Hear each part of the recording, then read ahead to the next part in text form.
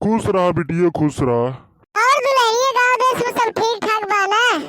हाँ अम्मा सब ठीक ठाक बाटे। उहे ललको के भैंस बीमार बाटे, कहिए से ठीक नाय होत बा। उहे बाकी कुल ठीक ही बाटे।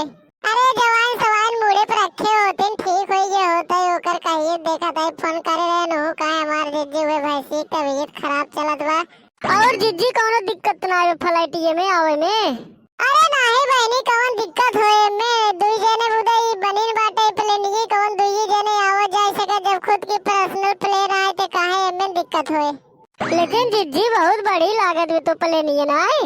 हाँ तो सुबह ऊपर सूरत के देखे रहा, नजदीक कहो देखे ना है। हाथ देखा था के वो तो बड़ा लागत बाटे ने। चलो अम्मा खाना बहुत बढ़िया बढ़िया कुल बना के रखा बाटे तो से बुदा चला घरे। चल दुल्हनिए चली घरे। अरे जिज्जी आई जाओ। हाँ ललको आइत गए। अरे आवा जिज्जी गले मिलना बहुत दिन हो भेंट भय तो सी।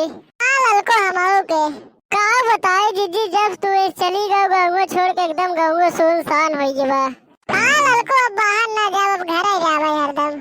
कुल लड़के बच्चे सियान हो गए ना, अपन बिजनेस देखिए अब हम बाहर ना जा भाई। हाँ जिज्जी अब राहत जाए के।